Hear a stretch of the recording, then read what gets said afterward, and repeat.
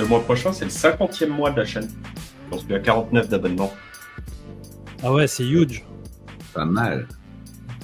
Ben, on avait lancé en janvier 2021, c'est ça? C'est ça. C'est ça, à peu près. Un petit peu. Je crois que c'était juste avant, je sais plus. Non, on avait lancé le 2 janvier 2021. On avait Ça, fait ça un fait rush d'un 48 mois mois. pour avoir les stats. Ouais, c'est vrai. C'est vrai. On faisait un live tous les jours. On avait la motivation. Quelle époque. Bon, je vais partager mon petit écran avec TradingView. On va attaquer avec ce qui vous intéresse le plus, bien entendu. Le chart et la déroute, ou pas.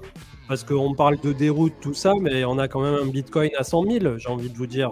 Elle est où, la déroute? Ça me rappelle le fameux tweet de Sizi qui avait dit il y a 6 mois dans pas longtemps, vous verrez des headlines du Bitcoin qui s'est cassé la gueule à 70 000 $. Je sais pas si tu te souviens de ce tweet. Et Ouais. à l'époque, le Bitcoin était à 55 ou 60 000. Et ça remet en perspective. C'est voilà, si on avait il y a 49 mois quand on a lancé l'émission, si on discutait, enfin si on avait dit au chat, dans 4 ans, les amis, les gens paniqueront de voir le Bitcoin qu'à 100 000 $, personne ne nous aurait cru. Et pourtant, on en est là. Oui, parce qu'à l'époque, on n'avait pas non plus des boules de cristal qui nous envoyaient à 250, quoi. On était sur les 100 000 et on était déjà, waouh, c'est haut, quoi, c'est loin. Et on s'en est arrêté loin, d'ailleurs. En tout cas, en termes de catalyseur court terme, c'est vrai que l'arrivée du même coin de Trump est juste suivie derrière de celui de sa femme. Et ça a été le pire move de leur côté, hein. S'ils avaient capitalisé que sur Trump, à la rigueur, ça aurait pu un peu se maintenir. Mais là, le double, ça a déclenché un peu une prise de conscience que il y avait beaucoup de dindons au milieu qui étaient en train de se faire trumpiser, quoi. Et ouais. Très clairement, oui. Et franchement, je pense que ça a été un peu extractif, mais eux, ils ont fait plusieurs dizaines de millions dans l'affaire. Et ce qui est assez remarquable, je ne sais pas si c'est une bonne ou une mauvaise chose, mais en tout cas, c'est à noter, c'est qu'au final, cet argent qu'ils ont fait, ils sont allés le mettre sur Ethereum et ils ont acheté des Ethers, des AV, des Chainlink. C'était assez impressionnant, où ils ont acheté pour 47, puisque c'est le 47e président, 47 millions de dollars d'Ether, 4,7 millions de Chainlink, 4,7 millions d'AV. On sent que il y a eu une redistribution des fonds des degen qui jouaient au casino sur le même coin vers des investisseurs plus long terme. Et ça a été assez impressionnant, ce braquage où on fait de l'argent dans le casino Solana, mais on va l'investir sur l'écosystème Ethereum. En tout cas, ça a été ma lecture. C'est assez, au final, ce qui se dit depuis des années en disant que les alts, ça sert à pumper le Bitcoin, quoi. À l'époque, tu vois, genre on pump les alts, on vend, et puis après, on stack des sats. D'ailleurs, en termes de news flow court terme, il y en a peut-être une qui est passée un peu inaperçue et qui, au final, pourrait avoir eu un impact multimarché un peu plus important que ce qu'on le pensait. C'est la fameuse augmentation de la BOJ au Japon, qui a augmenté les taux de 0,25 en les passant de 0,25 à 0,50. Et on rentre pleinement dans ce qui avait fait le gros décrochage du Yen Carry Trade le 5 août 2024 précisément, où on s'était pris une bougie des enfers à l'époque, bien que vu d'ici aujourd'hui, quand on regarde le graphique, on la voit quasiment même plus. Mais est-ce que c'est pas justement ce qui a ralenti un petit peu tout ça? Et également le sujet important du moment, l'actu à chaud, on est autour d'une intelligence artificielle en Chine qui s'appelle DeepSeek, qui a été release pas forcément là maintenant, mais l'attention du grand public en prend totalement conscience là ces derniers jours. Et surtout, ça a permis de voir, d'après ce que j'ai compris, je ne suis pas un spécialiste du domaine, donc si je dis des bêtises, vous serez bien assez pour me corriger, que globalement, ils ont une efficacité qui est au moins équivalente à ChatGPT qui est fourni par OpenAI, avec peut-être des coûts un peu moins importants, une vente qui pourrait se faire aussi moins chère aux institutions, aux professionnels, etc. Et ce qui fait que, en ayant release le truc d'un point de vue open source, ça crée un peu une disparité au niveau du marché de ce que pensait que coûtait tout cet aspect IA qui avait été vendu en quasi-monopole par Nvidia / OpenAI. Et aujourd'hui, les Chinois arrivent en disant, bah, les gars, on fait tout pareil pour 10 fois moins cher. Et donc, ce matin, 5 heures du matin, j'étais sur le Discord à dire dans le chat de la CM Family, oula, Nvidia, ça risque de prendre un petit tarot aujourd'hui. Et j'avais même pas encore vu les cours. 15 minutes plus tard, je suis revenu en disant, bon, ok, j'ai compris, aujourd'hui, ça va être sale. Et au final, voilà, c'était un peu ce qui s'est déroulé. Donc, je ne sais pas ce que vous en pensez. Est-ce que aussi les marchés, comme d'hab, ils ont tendance à paniquer pour un oui, pour un non et pour rien? C'est très certainement ce qui est en train d'arriver. On est aussi en fin de mois, donc il y a des options des futurs qui vont expirer et ils essaient peut-être de coller à certains prix et de pousser le marché dans une certaine direction.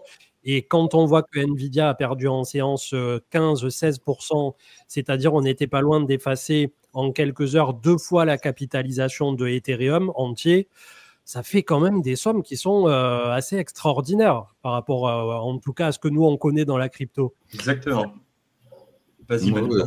En tout cas, moi, je pense qu'un bon FUD, c'est toujours bienvenu pour prendre des profits et repartir à la hausse après, parce que on rappelle quand même qu'il y a beaucoup de gens qui font de l'argent sur la volatilité. Donc, ce genre de news avec Nvidia qui perd 10% dans la journée ou un truc comme ça, eh ben, ça permet de prendre des profits et peut-être au final de faire vendre les mains faibles et de repartir peut-être à la hausse.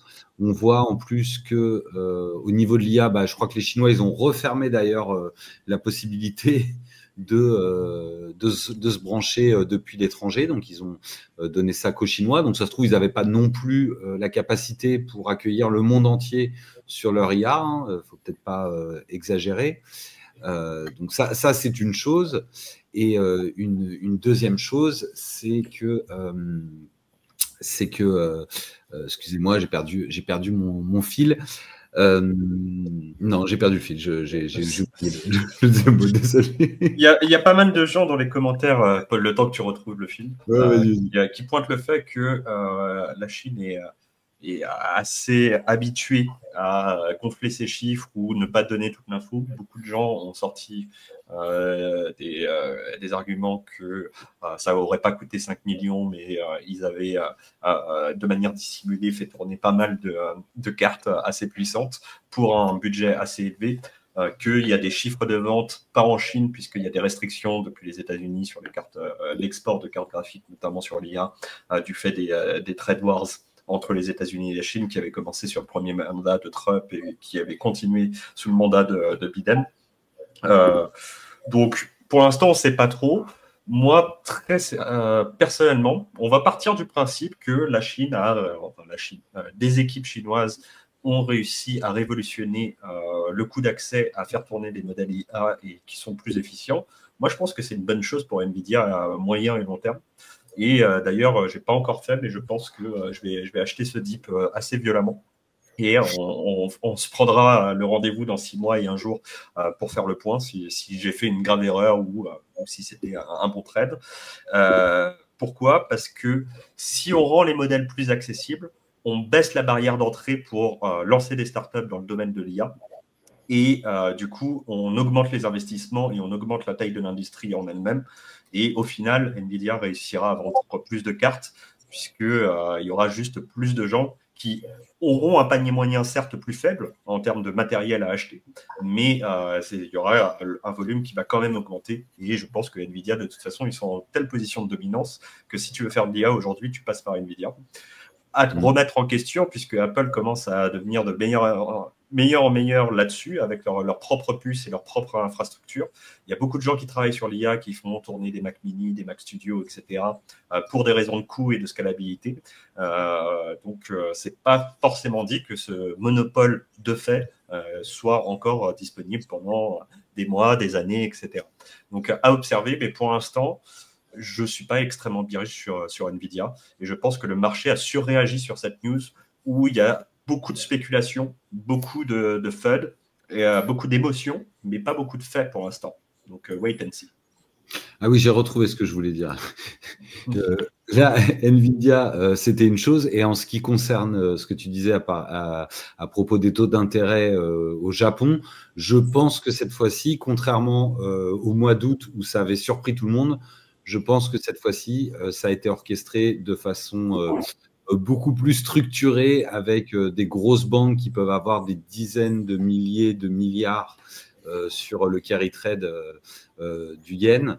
Et donc, je pense qu'à mon avis, on a plutôt une peur avec des marchés qui poussent un peu vers le bas pour liquider, pour aller chercher de la liquidité, plutôt que vraiment un black swan. Aujourd'hui, je dirais pas que c'était un black swan, quoi. C'était une journée rouge. Après, on finit à combien sur le SP500? On est à moins 1,80. Tu vois, là au moment où je parle. On ne peut pas dire que ce soit un black swan. Hein. Moins 2%, ça peut faire entre guillemets beaucoup. Mais bon, avec des Nvidia qui perdent 8%, il y a vu la capitalisation, etc., c'est normal d'avoir des mouvements de cette amplitude. Mais je n'irai pas jusqu'à parler de black swan. En tout cas, aujourd'hui, on verra demain. Mais pour moi, on est sur une redite de exactement ce qu'a dit CM tout à l'heure, une redite de ce qui s'est passé en août, où quand le Japon tousse, il y a toute la planète et surtout les techs qui tremblent, parce que aujourd'hui, c'est là où on va chercher des fiat pas chers à emprunter, et on fait un carry trade de cette manière-là, avec un yen qui ne faisait que baisser. Il était remonté pendant l'été, mais si on regarde le JPY USD, le yen repartait de sa superbe, et donc je pense qu'il y a une réaction des régulateurs japonais sur cette question, et on verra ce que ça donne, mais a priori le Japon, son économie ne va pas se relever du jour au lendemain, donc ils remonteront leur taux, mais ils ont tellement de dettes qu'est-ce qui passe. C'est très compliqué la situation économique japonaise, parce que ça fait 30 ans qu'ils sont dans une situation hyper complexe, avec peu de perspectives de croissance, pas de croissance économique et pas démographique non plus, donc c'est très compliqué pour eux. Bon, en tout cas, quand tu regardes le graphe et que tu vois la mèche qu'il y avait eu, on n'a rien de similaire aujourd'hui. Hein. Ouais, la mèche, ça avait vraiment été survendu parce qu'ils les avaient pris tout le monde par surprise et que tout le monde avait dû se déleverage. Et pour vous donner un ordre d'idée, je me rappelle que j'avais lu à l'époque qu'une banque comme JP Morgan, c'était 20 000 milliards de dollars qui étaient sur cette stratégie. Donc forcément, ça avait tout de suite piqué parce que quand vous augmentez les taux, le coût de l'argent de 0,5% et que vous avez 20 000 milliards d'investis, ça fait beaucoup de milliards au bout du compte. Donc au final, on avait fait vraiment une grosse mèche. Et aujourd'hui, tu vois, on n'est pas sur la même chose. Ça va un peu. Même pour le Nasdaq, là, pour l'instant, tu vois, on est haut. Hein, on est au-dessus de la moyenne mobile 20. On est au-dessus d'un gros support. C'est sûr que dans l'immédiat, ce qui en fait choque, c'est d'avoir une capitalisation à 3500 milliards comme Nvidia qui arrive à perdre 15 à quasi 20% en séance. Je veux dire, c'est pour tout participant au marché, tu te dis comment on peut enlever, entre guillemets, 700 milliards ou 500 milliards sur une capitalisation comme ça en claquant des doigts, tu vois. T'augmentes le prix du yen et puis il faut bien rembourser une partie des fonds que tu as mis sur Nvidia parce que Nvidia, il ne peut pas non plus avec de l'argent magique, il ne peut pas avec du vrai argent. Et à ce moment-là, tu rééquilibres ta position, tu vends un peu du Nvidia que tu as acheté. Comme tu n'es pas le seul à le faire, tu te prends 10, 15, 20% dans la gueule dans la journée. Bon, après, 20%, ça me paraît beaucoup. La Nvidia, c'est combien de moins 17. À moins 17. Non, je pense qu'il y a aussi le fait que c'est une action qui est jeune et qui n'a pas encore fait son temps, donc volatile, un peu à la Tesla, qui est très, très, très tradée par rapport aux autres actions. Quoi. D'ailleurs, pour Nvidia en particulier, comme disait Marc, une telle baisse sur ce titre, on est sur la moyenne mobile 50 hebdo là, actuellement, autour de 117, 118. Pour un DCA en mode couteau qui tombe, qui en soi n'est pas systématiquement une bonne idée. Mais pour les personnes qui se rongeaient le sang quand Nvidia était il y a 2-3 semaines à 153 ici, ben voilà, c'est peut-être aussi le moment au fur et à mesure qu'on va voir comment réagit le titre, c'est un peu trop tôt pour le dire, pour petit à petit faire un DCA en mode average à la baisse. Bon, après, vu où se trouvent les moyennes mobiles suivantes, notamment la 100 qui est à peine à $80 et la 200 qui est à 50, c'est un titre que si ça se gâte, effectivement, on peut tout à fait avoir une baisse supplémentaire de moins 58%. Donc moins 50 à moins 60 quand on est en bear en crypto, bah, on est tout à fait prompt à le faire. Hein. Donc aujourd'hui, moi, dans les actions tech, j'essaie de me projeter sur le fait que si je devais payer Nvidia, ça ne me dérangerait pas de le faire, entre guillemets, dans une fourchette de prix comme ça d'une 50aine de % à la baisse. Là où peut-être les plus optimistes arriveront à se positionner plus tard sur un point bas, sur un bottom ou des trucs comme ça. Mais bon, voilà, pour l'instant, on en est là par rapport à Nvidia en particulier. Et peut-être que, comme on le disait tout à l'heure, il y a beaucoup de bruit pour pas grand-chose au final. Bon, bah, moi, je viens de Ape. Alors, je vous donne mon prix d'achat, comme ça, ce sera en direct. Je regarde l'ordre qui est passé. 117,67. Bon, voilà. Rappelez-moi dans 6 mois et un jour. On verra ce que ça donne. Ma thèse bullish, c'est qu'ils ont totale domination sur leur marché. Les 5090 sortent dans 3 jours, si je ne dis pas de bêtises, et je pense que ce sera en rupture de stock, comme d'habitude, avec des scalpers, etc. Et que du coup, ça va rebooster un petit peu le cours qui est un petit peu sur une surpanique actuellement. Je suis tout à fait d'accord avec toi, CM. Ça peut baisser plus bas. Hein. On peut aller chercher du 100, on peut aller chercher du 90, mais à moins 17% sur une action qui a fait combien sur l'année, ça se prend. Oui, clairement. Clairement. Après, j'ai pas mis la maison. Hein. J'ai pas mis la maison dessus, et puis je suis en DCA sur cette action de toute façon. Donc, mais les actions qui récemment avaient bien performé multimarché, c'est aussi l'exemple que j'avais en tête aujourd'hui de Schneider Electric pour la France qui était en train de faire un run complètement fou. Ben pareil, je crois que ça a pris moins 10, moins 15 en séance. Donc c'est marrant de voir, non moins 10, c'est marrant de voir des actions comme ça avec une telle dynamique qui, quand on regarde le graphique quand même au long terme, est loin d'être dégueulasse, j'ai envie de vous dire. Pour Schneider, par exemple, ça ressemble à du air liquide. Mais voilà, c'est en fait la problématique sur ces titres, c'est que quand tu rentres, que ça soit Nvidia, Tesla, Apple, Microsoft, Schneider, Air Liquide, enfin tous les gros bails quoi, ou même LVMH, bah, tu te dis à chaque fois à partir de combien de baisses entre guillemets ça devient intéressant, puisque on n'aura jamais une baisse complètement dégénérée comme nous on peut les apercevoir dans les cryptos, tu vois. Et c'est là où c'est difficile. Pour ça nous, dépend, en tant tu que sais, investisseurs, de mettre à jour le logiciel par rapport à la bourse trad. Bah, la bourse trad, tu as des titres qui sont pourtant des groupes robustes qui ont des price action shitcoin. Hein. Et si tu peux montrer sur TradingView le groupe Kering, Kering, ça fait peur. Hein. Ah oui, oui. Ouais. Eux, là, je crois qu'ils sont à moins 80% depuis le Covid, un truc comme ça. Depuis leur top, je pense qu'ils ont fait leur top en 2021, si je ne dis pas de bêtises. Ah ben, je l'avais déjà. Très, très peur. Ouais, le chart, il n'est pas joli. Et ça ne remonte pas. Hein. Il n'y a pas d'espoir. Le truc est vraiment...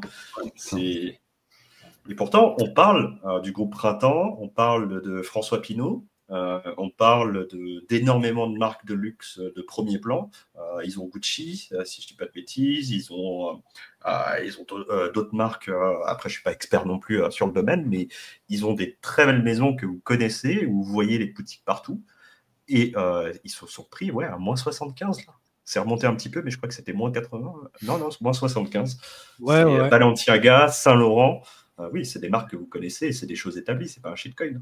Et pourtant, ça a été une destruction sur ce titre. Et là, récemment, il y a un petit sursaut d'espoir sur le secteur du luxe, justement dû au fait que la Chine, ils font un peu de QE et qu'ils étaient positionnés apparemment sur les entreprises et les sociétés dans ce style. Mais bon, c'est assez difficile d'y voir clair pour la partie asiatique sans être pleinement impliqué, nous, dans ce qui se passe par rapport au bail asiatique. Je trouve que pour des Européens, c'est peut-être une vue de l'esprit, mais c'est un peu plus simple pour nous de suivre ce qui se passe aux États-Unis que de suivre ce qui se passe en Asie et notamment en Chine où ça paraît un peu plus opaque. Je ne sais pas si vous avez le même ressenti. Très clairement. Moi, j'ai beaucoup de mal à aller trouver des sources de qualité du côté de l'Asie. Il n'y a pas les mêmes reporting, il n'y a pas les mêmes interactions. Même au niveau des brokers, c'est difficile d'aller acheter du chinois. Parfois, on peut acheter du chinois à Hong Kong ou par proxy comme ça, mais c'est assez compliqué. Franchement, moi, c'est un marché où j'ai pas le niveau nécessaire pour tenter le coup.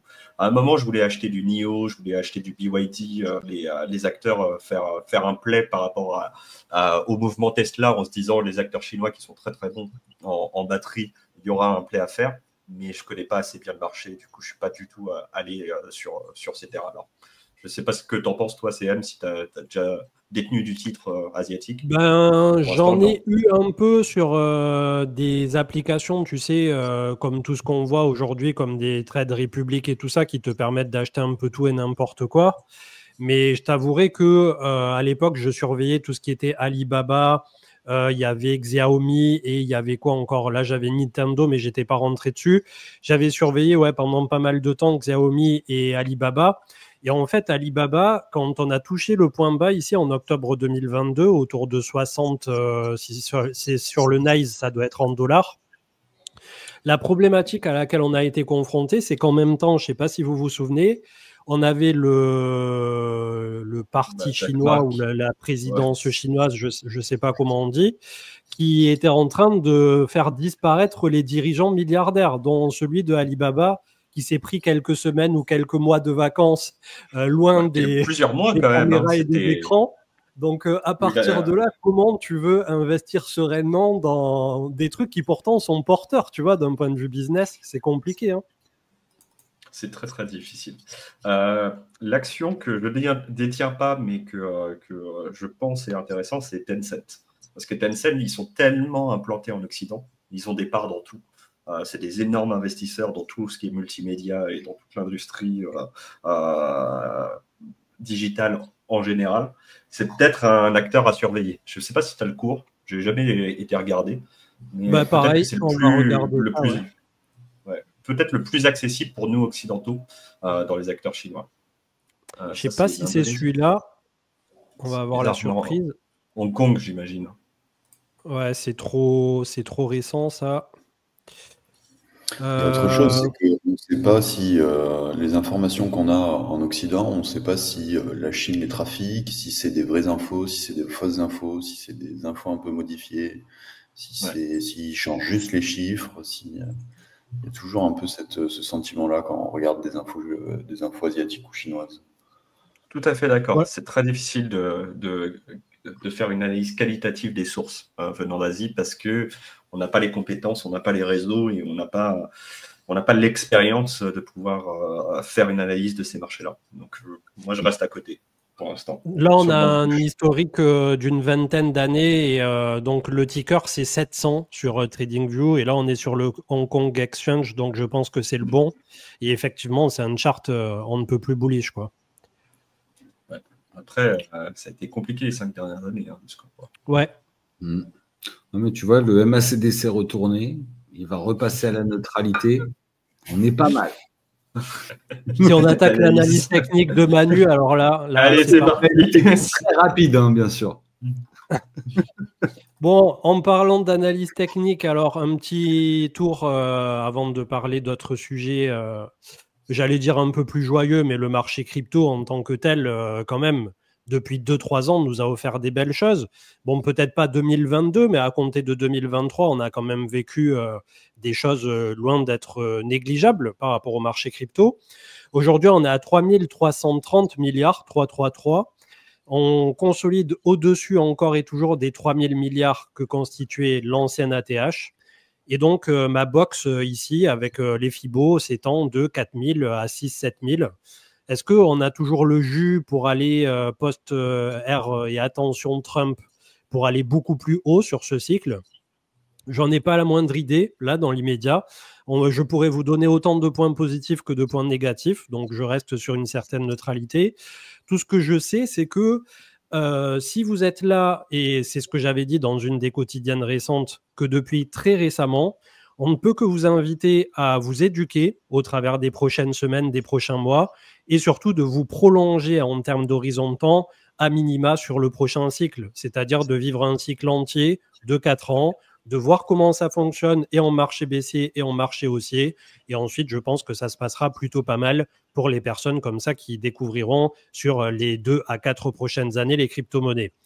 De l'autre côté du spectre, je comprends aussi ceux qui s'inquiètent et qui attendent d'une alt season. Et on va peut-être illustrer ça avec le Crypto Total 2, puisque là, on est malheureusement pour l'instant sous l'ancien ATH. On n'est même pas venu le chercher, en tout cas dans le Crypto Total 2 incluant Ether, puisque le Crypto Total 3 excluant Ether, on a bloqué sur l'ancien ATH autour de 1100, un truc comme ça, 1100 milliards ou un truc dans ces eaux-là. Attendez que je vous dise pas de bêtises. Ouais, ça devait être ça. On était à 1130. Ouais, c'est ça, 1130. On a bloqué sur l'ancien ATH pour le Crypto Total excluant Ether. Donc, jusqu'ici, toute la difficulté de ce cycle a résidé dans le fait qu'on a une Bitcoin dominance qui, ce soir, de nouveau, se dirige vers les 60%. Et ça, je veux dire, c'est malheureux à dire. C'est un seul indice qui nous fait transpirer du côté des alts et qui fait qu'on n'a toujours pas de fameuse alt season. C'est un Bitcoin qui, pour le moment, et jusqu'à preuve du contraire, ça risque de rester comme ça, qui est trop fort pour ce cycle en particulier, qui a dragué les attentions, qui a attiré quasiment tous les flux des ETF vers lui, et c'est BTC en mode trou noir, j'ai envie de dire, pour ce cycle. Donc, quand on met tout bout à bout, le but, c'est pas de dégoûter des alts, c'est de ne pas dire qu'il n'y aura pas d'alt season, puisque peut-être que dans un mois ou deux de ça, même maintenant, là, c'est-à-dire février-mars, on aura la dominance qui aura pété 10-20% à la baisse et on sera tous en train de s'agiter partout en ayant fait des multiples sur les alts. Ça peut tout aussi bien arriver. Mais jusqu'ici, tant que le marché ne nous donne pas ce signal, eh bien, on est obligé de composer avec le fait que oui, on a un Bitcoin autour de 100 000 $, ça c'est remarquable. Une administration des États-Unis qui est ultra pro-crypto désormais, à vérifier entre la théorie et la pratique, voilà, à modulo. Et de notre côté, ça n'est pas, en tout cas pour l'instant, le cycle des altcoins. Je suis curieux d'avoir votre avis, bien entendu, pour recouper tout ça et pour voir si, justement, vous pensez qu'on est dans le timing des cycles. On se fait chahuter, mais ça me paraît pas mal. Mais c'est dur à encaisser. Dur. Franchement, ce bear market a été dur. Ce bull market est aussi très dur. C'est sportif. On est là, mais par contre, ils ont considéré, le marché a considéré qu'on avait déjà eu le temps de s'échauffer au cycle précédent et que maintenant, si on voulait participer à ce cycle, on était monté d'une division et que fallait transpirer, quoi. Donc on transpire. Personnellement, il m'arrive de transpirer en tout cas. Moi, je pense que c'est j'ai deux choses à dire sur ces questions. On ne peut pas avoir un setup plus bullish qu'on l'a actuellement. C'est-à-dire que toutes les étoiles sont absolument alignées. Nous avons un gouvernement qui est passé d'extrêmement hostile à extrêmement à utiliser directement la blockchain, à déployer des protocoles directement on-chain, à parler d'une digital stockpile parce que le mot réserve n'était pas adapté dans le truc. Donc, il va acheter ou au moins détenir et garder les bitcoins qui sont stockés. On a un Michael Saylor qui continue d'acheter à coups de milliards, carrément à coup de milliards, des bitcoins. On a les ETF qui ont été validés et sur Bitcoin et sur Ethereum. On a quand même une défi qui se fait plus hacker toutes les 5 minutes, qui est beaucoup plus stable qu'avant. On ne voit plus des histoires de hack à 200 millions, 300 millions de dollars. Il y a des arnaques toujours, mais il n'y a pas les excès qu'on a eu avec les NFT, etc. dans le cycle précédent. On a vraiment toutes les... Qu'est-ce que vous voulez de plus? Genre, littéralement, qu'est-ce que vous voulez de plus? Tout est au vert. On aimerait juste que les prix explosent et que ça soit visible. En fait, ce qui nous manque, c'est les petites journées avec des plus 20% sur tous les tokens. Et c'est ça, où on a été biberonné à ça. Mais peut-être que le marché a changé. Aujourd'hui, c'est différent. Le marché a changé. J'ai lu une analyse aujourd'hui et malheureusement, je suis d'accord. Malheureusement parce que ça ne me fait pas plaisir, mais malheureusement parce que je pense que c'est une analyse qui est valable. C'est-à-dire que les institutions achètent du Bitcoin. Et elles le font très bien et elles continuent de le faire et de plus en plus. Et aujourd'hui, ça marche nickel. Une partie des gains réalisés sur le marché, et notamment le marché Bitcoin, vont dans le casino. Il y a toujours eu un casino dans les cryptos. Et actuellement, on a 1 million de nouveaux tokens par mois. Actuellement, c'est le patron de Coinbase qui a tweeté ça en disant on n'arrive plus à suivre, il y a des nouveaux tokens tout le temps, on ne peut pas faire le tri, etc. Bon, c'est un petit peu de la mauvaise foi de sa part parce qu'il n'y a pas 1 million de projets intéressants qui sortent pas moi. Et surtout, il fait ça pour appeler à moins de régulation et qu'on le fasse moins chier pour lister un token. Très clairement, on ne va pas nous faire croire qu'il est en train d'analyser 1 million. Parce que sur le 1 million de tokens, il y a 999 000 memcoins dessus. 1000 projets à peu près normaux. Et parmi eux, il y en a peut-être 5 qui tiennent la route. Et encore, je suis généreux. Attends, j'ai vu un truc de dingue là-dessus, Marc, hier. Je ne sais pas si tu as vu, mais il y a Andrew Tate là, qui a fait une vidéo chez lui et il a montré qu'en fait, dès qu'il tweetait un truc, il y avait un token qui sortait instantanément sur Solana. Et il tweet une phrase genre, il passe la main sur son clavier, il écrit n'importe quoi, il envoie le tweet et il va sur Pump Fun et boum, il a directement 3 poules avec son token, etc. et déjà des milliers de dollars qui commencent à se déverser dedans. Bah ça, c'est industriel. Hein. Il y a quelques acteurs, on en avait déjà parlé, les memcoins, c'est un marché qui est très concentré. Les Américains sont souvent aux alentours de Porto Rico et il y en a qui commencent à se développer au Caïman. Et au niveau européen, on est plutôt sur Dubaï avec vraiment une industrialisation du process. On est sur quelques mains. Hein. Il y a très peu de gagnants dans les memcoins. On est sur 10 à 50 000 adresses qui gagnent de l'argent et des millions qui en perdent. Et sur ces 10 à 50 000, ça représente combien d'acteurs? Peut-être 5 000. Hein. Et encore, je suis généreux là-dessus. Et en Asie, c'est Singapour, la plaque tournante du memcoin. Et ça fonctionne de manière industrielle. Donc, tout est beauté. La liquidité, le repool, la création de comptes qui viennent retweeter ce genre de trucs, tout est artificiel et ça vient un petit peu raser les retails. Mais ça voulait dire, ça me permet d'enchaîner sur mon deuxième argument, c'est que du côté Bitcoin, les institutions, ça fonctionne parfaitement. Et là où ce qu'on appelle les alts n'en profitent pas, etc., c'est l'écosystème EVM. C'est Ethereum lui-même, qui avait été l'alt principal du cycle précédent, et tout l'écosystème DeFi, mais tout ce qui se construit sur Ethereum, qui sont les projets entre guillemets qualitatifs, dans le sens où il y a un véritable projet derrière, et il y a une application, il y a plus ou moins un revenu. On n'est pas dans le même coin.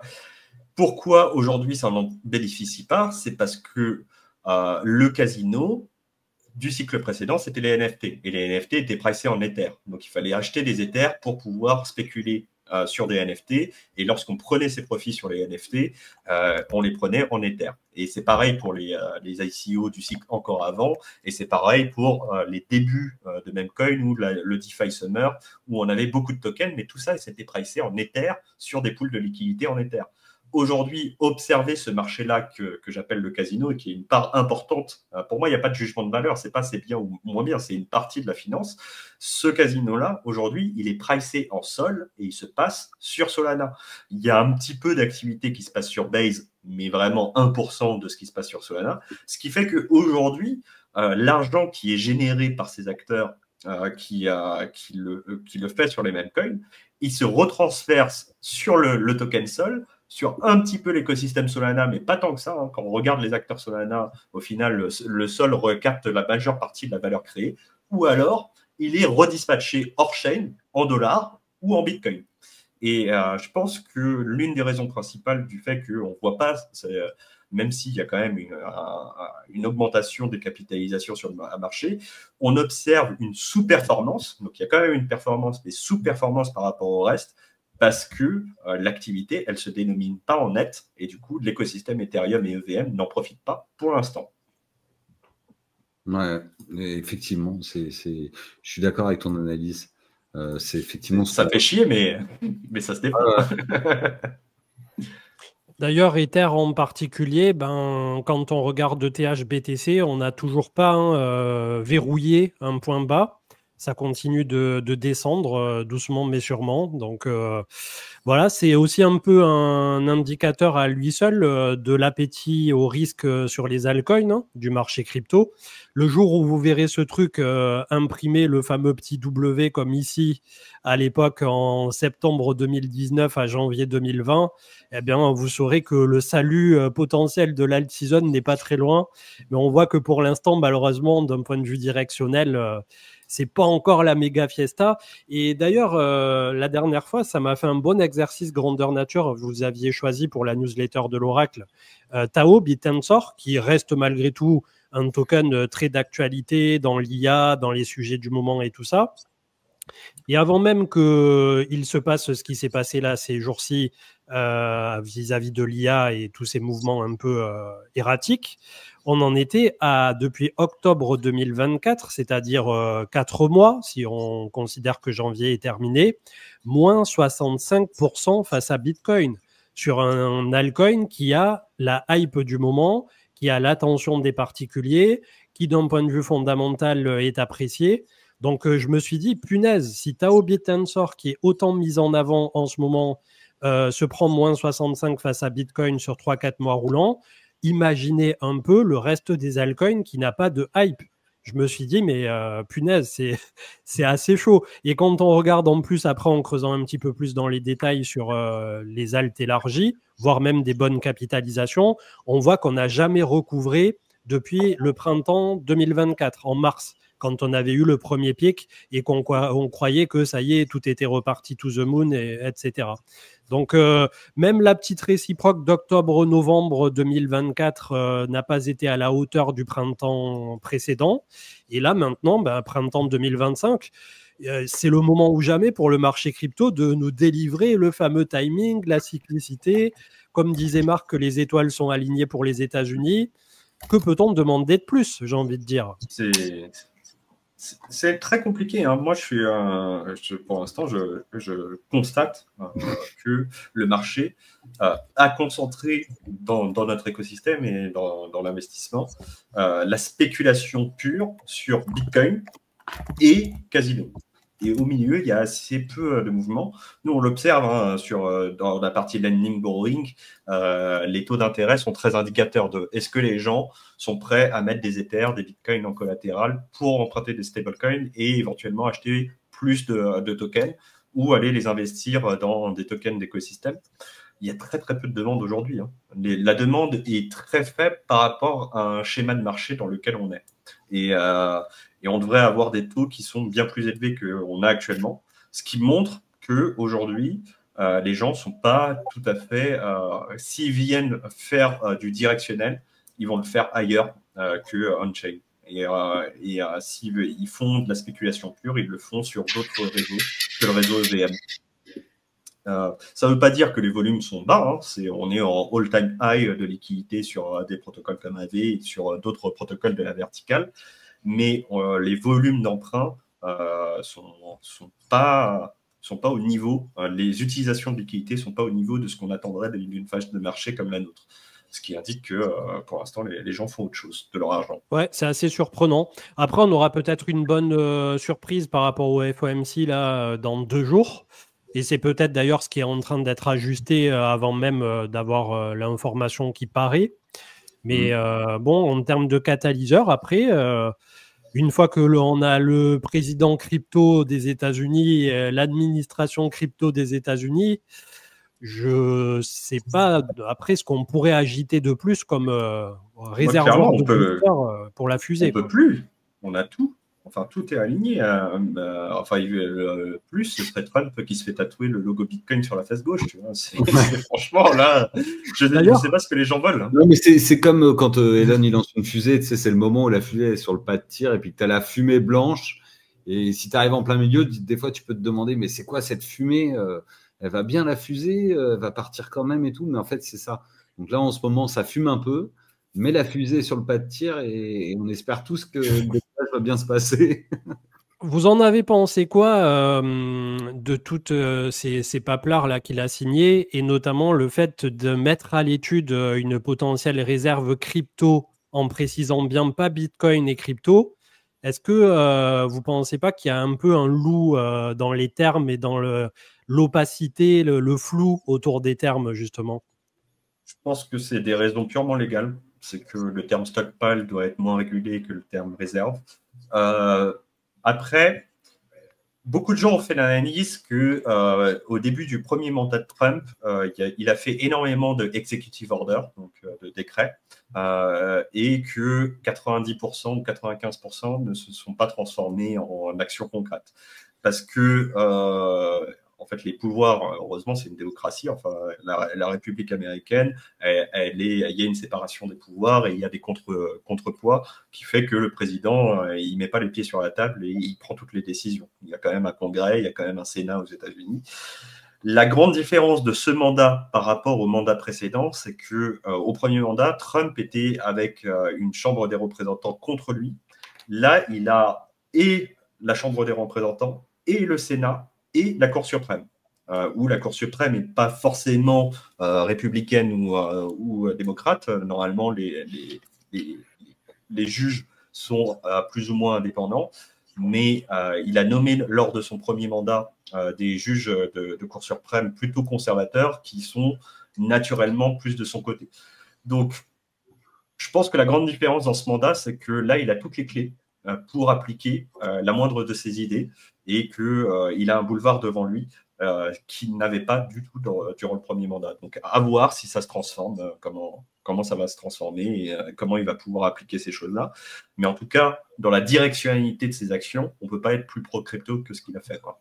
C'est absolument impressionnant. On ne pouvait pas rêver de ce qui est en train de se passer il y a 3 ans. Si on nous l'avait dit, on n'aurait pas cru. On nous aurait traité de fous. Et puis Trump, il est en charge que depuis une semaine. Exactement. Il faut y aller mollo quand même. Enfin, et il en a dit des choses et il en a fait aussi. Surtout signer des décrets. Moi, je pense que le gros, les gens le surveillaient et je pense que c'est un gros truc symbolique et qu'il a fait et qui pour moi était indicatif de est-ce qu'il va tenir ses promesses ou pas. C'est la libération de Russell Ulbricht, qui était le créateur de Silk Road, la fameuse plateforme de vente sur Dark Web de tout, mais notamment de drogue.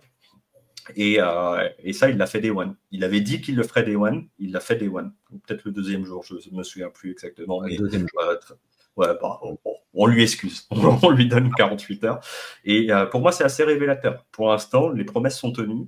Et il est vraiment dans la directionnalité de sa campagne, ce qui n'est pas forcément gagné pour les politiciens. C'est même plutôt rare. Ah ouais. Non, mais ça promet pour la suite. Je pense que effectivement, il faut laisser un peu de temps au temps. On est toujours pressé en crypto, on a toujours envie que les choses aillent vite. Et au bout du compte, ça fait une semaine que Trump est là, donc bon, les cryptos, ça bouge. On va voir un peu comment le marché va. Il y a toujours ces histoires aussi de liquidité. La crypto partira pas tant qu'on n'aura pas non plus des injections de liquidité sur les marchés. Faut pas être trop rêveur non plus, quoi. Ouais, à voir s'il baisse les taux. Il avait annoncé qu'il baisserait les taux pour relancer l'économie américaine. Il y a aussi une volonté de dévaluation du dollar. Donc, il faudra voir comment il peut faire les deux en même temps. Mais en tout cas, on est sur un acteur qui a les moyens d'appliquer ses ambitions d'un point de vue contre-pouvoir, puisque tout le monde est de son côté pour l'instant. On verra si le camp républicain continue d'être unifié au fil et à mesure, parce que ça, c'est aussi une possibilité. C'est que quand on a un politicien qui a un peu tout de son côté, il y a souvent des courants qui s'ouvrent, où on va avoir des républicains plus conservateurs, plus modérés, etc. Et donc, on pourrait avoir des divisions au cours du mandat là-dessus. Et surtout, attention aux élections de mi-mandat qui ont lieu aux États-Unis, puisque tous les 2 ans, on rebat une partie des cartes dans le système américain pour créer des contre-pouvoirs à nouveau. Donc, on verra ce qu'il arrive à faire pendant les 2 prochaines années et s'il a toujours autant de pouvoir dans 2 ans. En tout cas, une année, dans tous les cas, qui ne devrait pas nous laisser de côté au niveau de la volatilité et des informations qu'on risque de voir paraître en cours de route. C'est aussi quelque part positif d'avoir de la volatilité et d'avoir des catalyseurs justement qui font bouger les marchés. Quand on avait eu les 7-8 mois de latéralisation, je trouve que c'était encore plus pénible, entre guillemets, d'être dans cette attente continue on en avait déjà assez eu de l'attente lors du bear market. Donc, au bout d'un moment, quelque part, on est plutôt content quand ça se met à bouger. Et en parlant de bouger, chers amis, on vous a présenté ce matin dans la quotidienne donc l'Oracle, qui fait partie du format que vous avez déjà petit à petit vu paraître autour de la newsletter, qui est une newsletter gratuite pour rappel. Ce soir, vous avez 3 des 4 cofondateurs avec Manu, Boca, CM et il y a Morpheus qui n'est pas là mais qui participera à des prochains lives, puisque le but aussi c'est de partager ensemble autour à la fois d'une connaissance mais surtout de vous mettre le pied à l'étrier pour passer de la théorie à la pratique. C'est vraiment l'accès de l'Oracle en tant que tel. Et donc ce soir, on voulait vous en parler comme ça, avoir vos retours, de savoir si vous avez des questions en particulier, de s'il y a des choses qui vous plairaient de voir justement dans l'Oracle. Et surtout, on voulait vous en dire un petit mot au nom des fondateurs pour introduire ce format qui est un format à la fois de club, c'est-à-dire vous avez un Discord et vous avez la possibilité d'avoir un chat en direct pour nous parler directement ou parler à la communauté. Vous avez le Learn qui est un contenu éducatif avec plusieurs structures comme on va vous le montrer dans quelques instants. Et vous avez tout ce qui est live où vous allez avoir des travaux pratiques et des lives par thème, voire par expert, puisque par exemple, à la période déclarative des impôts, on invite un avocat fiscaliste, on le bombarde de questions pendant 1 heure et vous en ressortez avec toutes les réponses qui vont bien. Donc ça, c'est un exemple parmi tant d'autres. Manu, je te laisse la parole et on va discuter de tout ça ensemble. Ouais, alors, comme tu dis, alors ce format, il n'est pas né de nulle part. Ça fait, pour certains, pas mal de temps que vous nous suivez. Ça fait pas mal de temps que vous nous le demandez. Donc, au final, on a pris effectivement le temps de le réfléchir, de le faire. Moi, fort de mon expérience chez Alira pendant 3 ans, où j'avais monté justement la première formation DeFi en France, avec CM, justement, qui vulgarise et qui vous sensibilise aux cryptos depuis toutes ces années. Avec Boca, que vous connaissez peut-être un petit peu moins, mais qui est bien connu dans l'écosystème DeFi français, parce qu'il fait beaucoup de... je te laisserai te présenter après, mais il fait beaucoup de contributions et d'explications. Et donc, toute l'idée, c'était de vous apporter quelque chose qui puisse, en fait, vous permettre d'investir sur vous. Souvent, quand on est là tous les lundis, on parle, donc c'est un peu la météo, des fois le café bistrot entre guillemets, et souvent quand on va rentrer dans des choses qui sont plus techniques, on se rend compte que dans le chat, etc., on a des gens qui sont des fois un petit peu perdus.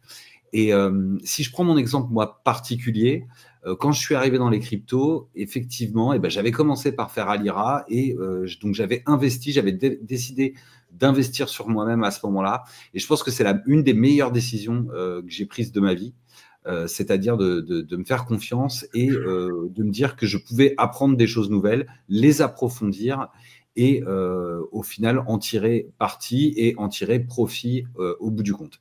Et donc avec l'Oracle, d'une certaine façon, c'est ce qu'on vous propose. Donc comme tu l'as dit, CM, avec une communauté qui est la communauté au début CM, mais qui va bien entendu aller ailleurs et ratisser large en termes de profil de gens. Et donc ça, c'est vraiment quelque chose où vous le savez bien, vous êtes souvent tout seul derrière votre PC, et avoir une communauté, c'est quelque chose qui est vraiment structurant et motivant.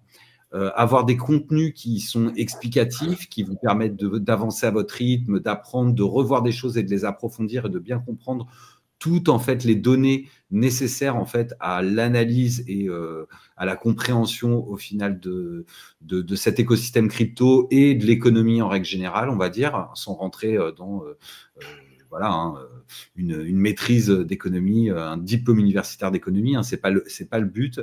Et au bout du compte, surtout, apprendre à faire, parce que souvent on parle, mais c'est quand même mieux de voir faire, de reproduire, et ça, c'est essentiel.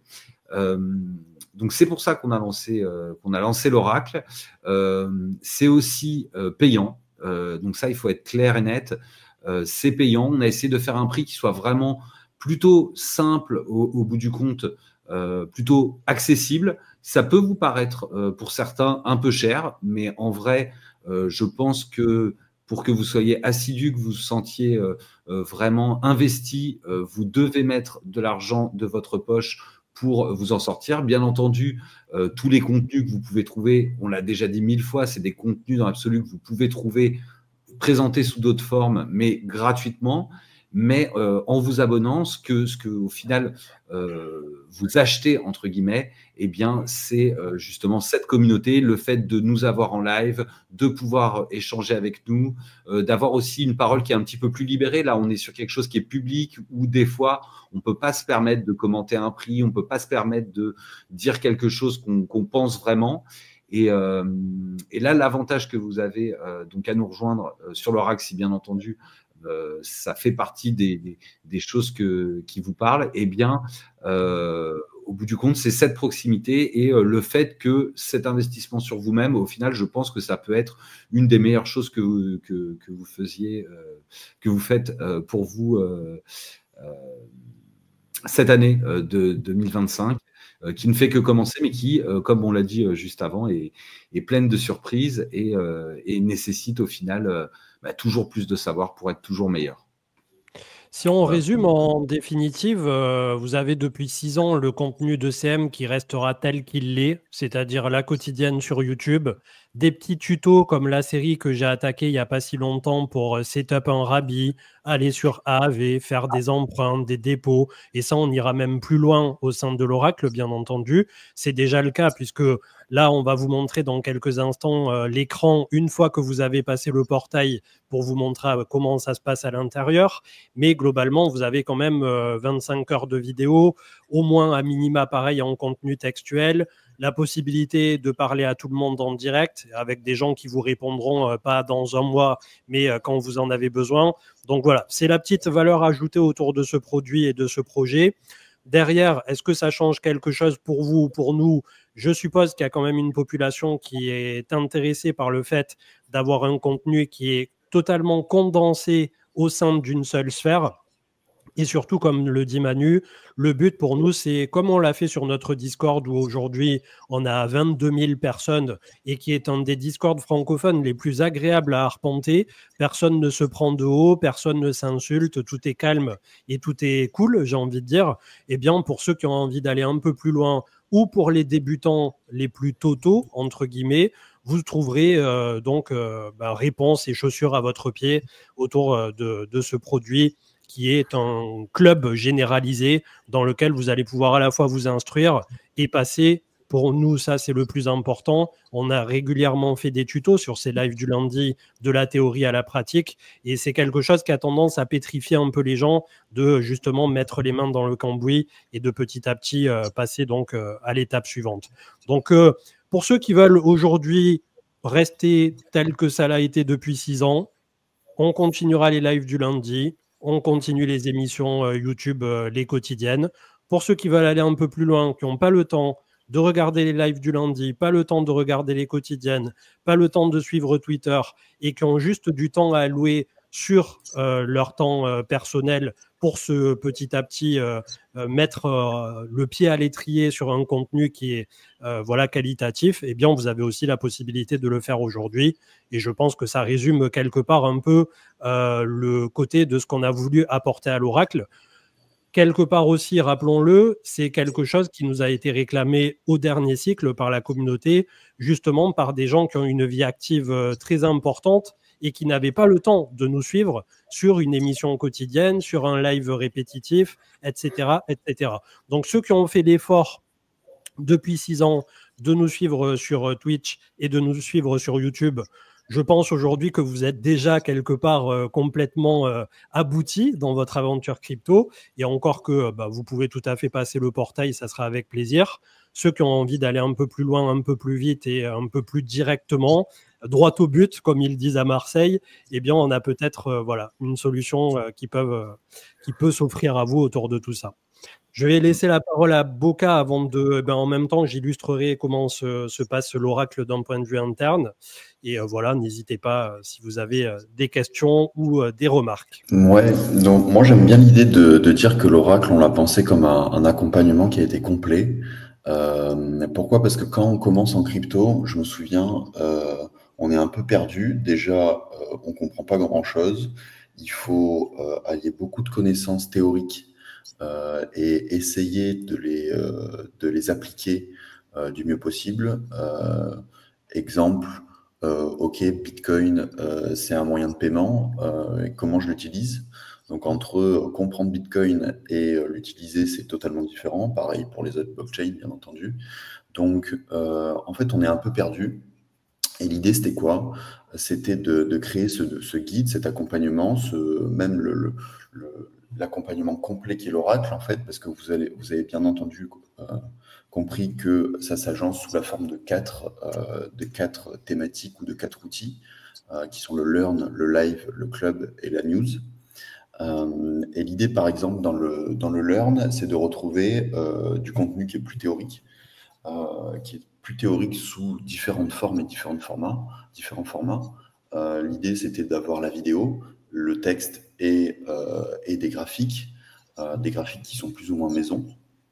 Où on s'est un peu creusé la tête pour trouver des moyens d'expliquer plus simplement les choses par rapport à ce qu'on pouvait trouver naturellement sur Internet.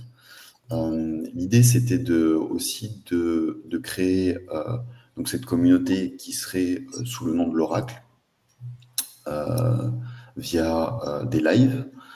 Les lives qui sont en fait un appui, un support à toute cette masse de vidéos qui est théorique. Pourquoi? Parce que, pareil, dans la continuité de dire moi j'ai besoin d'utiliser un wallet, j'ai besoin de comprendre aussi ce que c'est, par exemple, du liquidity providing, mais j'ai besoin aussi d'aller participer dans ces pools-là. L'idée, c'est de dire je fais rencontrer la communauté, je fais rencontrer des adhérents avec des experts et les fondateurs qui sont là pleinement pour aider au quotidien, 2 fois par semaine en live et ou 2 fois par semaine sur des TP spécifiques et des sujets spécifiques pour avancer sur des thèmes qui sont par exemple la DeFi, qui sont par exemple la finance centralisée, qui sont par exemple la compréhension des crypto-monnaies et de la blockchain. Et c'est là où nous, je pense, tous les 4, on aurait voulu avoir ce type d'accompagnement quand on a commencé la crypto. C'est vraiment ça, c'est vraiment la vision de l'oracle à court terme, à moyen terme, mais aussi à long terme. Il ne faut pas prendre ça, et on n'a pas pris ça quand on a construit l'oracle, il ne faut pas prendre ça comme une aventure qui va durer 1 mois, comme une aventure qui va durer 6 mois. C'est pas, nous, on vise pas un bull run. L'idée, c'est d'aller accompagner les gens, justement, sur des réelles connaissances pour qu'ils en fassent ce qu'ils veulent à la fin. Tout à fait. C'est une montée en compétences en fonction de nos retours, justement, qui nous ont pris des années où on a essuyé les plâtres nous-mêmes pour voir ce qui fonctionne et ce qui fonctionne moins bien. Je vais vous montrer, par exemple, dans le chapitre 6 ici, puisque vous avez la barre à gauche, une fois que, justement, vous avez franchi le portail de l'oracle. Et donc, vous avez la possibilité de voir par la suite l'intégralité des cours. Et vous avez, par exemple, je vais prendre le premier qui vient, intro, utilité et fonctionnement de la DeFi, et vous tombez sur une jolie vidéo de notre brave Manu qui, pendant quelques minutes, va nous parler de tout ce qui va bien, la DeFi, la CeFi, la TradFi, et à chaque fois, vous avez le petit texte et infographie qui sont associés, et vous avez ça pour l'intégralité de tous les sujets qui vous seront proposés, sachant que, par exemple, là pour la DeFi, on a 60 leçons pour 7h33, et donc on a finance centralisée, investissement, analyse et psychologie, économie générale, techno des crypto-monnaies et technologie de la blockchain, et ainsi que gouvernance, le tout qui sera petit à petit mis à jour, bien entendu, avec oui, c'est loin d'être fini en plus, puisque ça, c'est on va dire le starter pack, mais on a des lives hebdomadaires qui viennent rapporter du contenu, on a d'autres cours qui doivent arriver. Donc au final, voilà, on est loin d'être On est loin de tout avoir encore. C'est un contenu qui est évolutif et comme je le disais dans l'émission de ce matin, à terme, c'est un truc qui, au final, ne nous appartient même plus et qu'on voudrait rendre plus tard totalement communautaire friendly dans le sens où on a vu l'émergence aujourd'hui de personnages comme Cryptomage ou Pasher ou des trucs comme ça pour les airdrops. Pourquoi pas demain avoir des créateurs de contenu qui, par la suite, pourraient venir se greffer comme ça autour de nous, proposer leur propre verticale et petit à petit développer quelque chose qui s'apparenterait à un open classroom crypto. Là, bien entendu, je vois à très très loin, c'est pas du tout notre focus à court terme, mais c'est pour vous donner un ordre d'idée de ce qu'on voudrait faire par rapport à l'oracle au long terme, en tout cas, sur 1 ou 2 années révolues, si la communauté est au rendez-vous, puisque bien entendu, nous, on a charbonné d'un côté pour vous donner tout ça, mais ensuite, c'est le public qui en décide, bien entendu. Moi, je veux rétablir la vérité. Les farmers d'airdrop qui ont fait gagner des centaines de milliers de dollars à la communauté, c'est Manu et les copains pour le spreadsheet. Hein. Les autres, c'est des suiveurs. Hein. Franchement, ils ont peut-être fait gagner... Non, 2024 a été une belle année aussi pour les chasseurs d'airdrop, mais on va dire que la galinette cendrée se faisait beaucoup plus rare et c'était beaucoup plus compliqué. Il y avait beaucoup plus de chasseurs, donc c'était compliqué de ne pas se faire tirer dessus, on va dire. Mais c'est vrai que quand on a commencé, quand on a sorti ça en 2021, on était assez précurseurs et pour ceux qui étaient là, vous vous rappelez, ça a quand même pas mal régalé, quoi.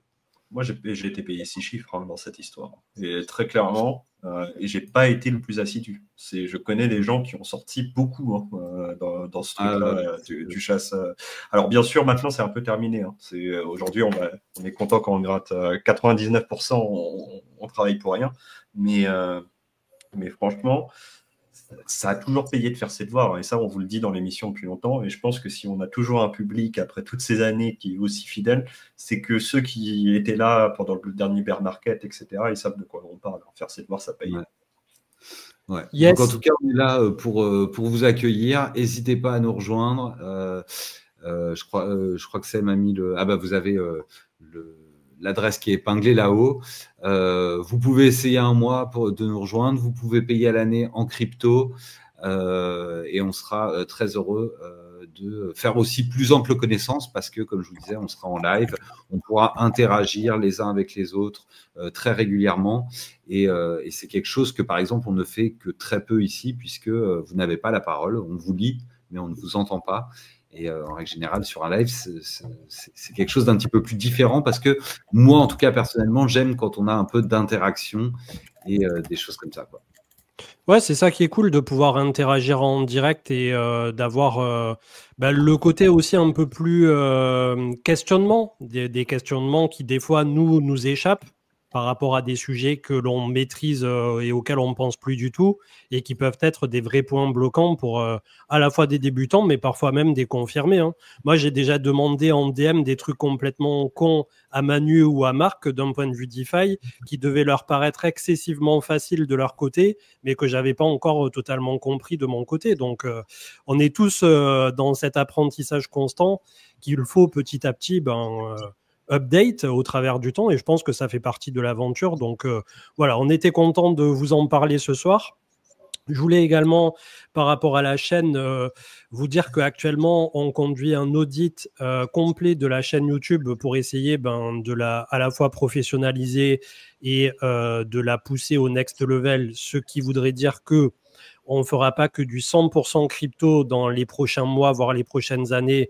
À terme, j'aimerais vraiment petit à petit toujours garder cet aspect crypto, bien entendu, mais basculer au fur et à mesure sur du patrimonial, c'est-à-dire bourse traditionnelle, immobilier s'il y a besoin, avoir des avocats fiscalistes comme on en a déjà eu, des gestionnaires de patrimoine, des gens qui petit à petit vous permettent de développer pas que votre patrimoine crypto, mais tout un ensemble de la branche de ce qui fera justement votre patrimoine, c'est le bon mot, c'est patrimonial, je veux dire, ça porte son nom.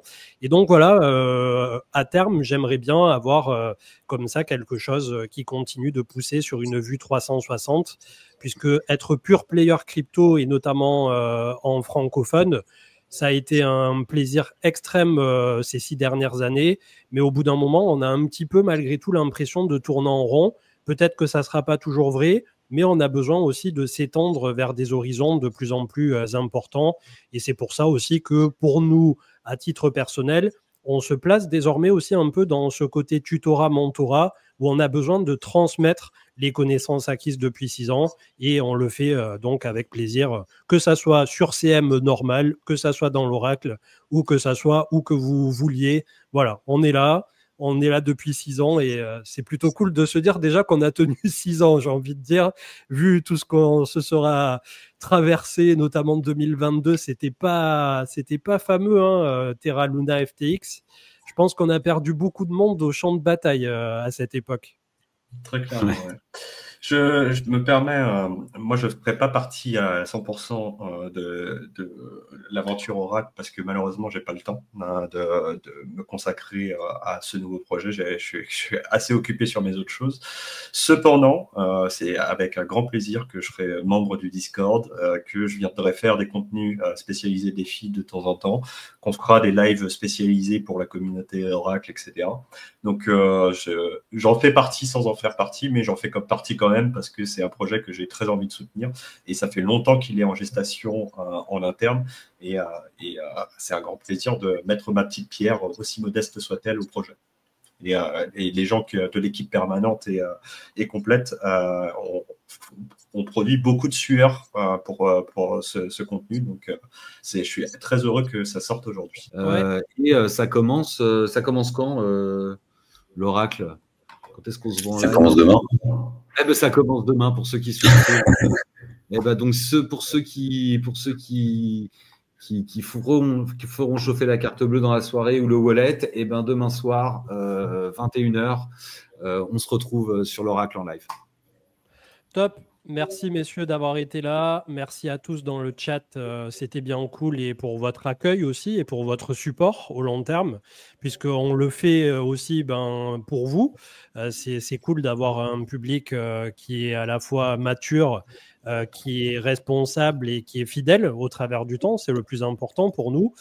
Merci à tous, Boka, Manu et Marc. Ça faisait quelques semaines que tu n'avais pas été là et c'est toujours cool d'avoir ton avis sur ce qui est en train de se dérouler. Et le public, quand tu n'es pas là, finit toujours par te réclamer. Donc, malgré que des fois, il y en ait qui, dans les commentaires, on est un peu trop ci, on est un peu trop ça. Mais je pense que c'est l'amour. Que je suis clivant, tu vois. C'est l'amour. Exactement, quand je suis là, ils disent « Oh là là, j'en ai marre de Marc, etc. » Et c'est vrai que je continue de regarder les émissions, même quand j'ai pas le temps d'y participer. C'est vrai que les commentaires YouTube ces derniers temps, c'est « Mais il est où Marc ?» Donc, j'aime bien le fait d'être clivant, les amis. Hein. Parce que si tout le monde est d'accord avec soi, c'est rarement qu'on ne dit pas des choses qui sont forcément qui provoquent beaucoup d'émotions. Donc, c'est une bonne chose. Et c'est un plaisir de vous retrouver à chaque fois. Ouais, toujours pareil, plaisir partagé. Merci à tous les trois d'avoir été là, à Boka qui d'ailleurs s'est connecté avec un décalage horaire complètement fou de 6 heures par rapport à nous. Donc ça doit être 3 heures, non pas toi, si 3 heures du match chez toi. Ouais, 3 heures. Voilà, c'est le live qui va bien à 3 heures. Merci à tous d'avoir été là dans le chat. On vous donne rendez-vous pour l'Oracle si ça vous dit, si ça vous plaît. Et sinon, sur YouTube, CM, mercredi pour la quotidienne, comme d'habitude. Très bonne soirée et à plus tard. Ciao, ciao. Ciao.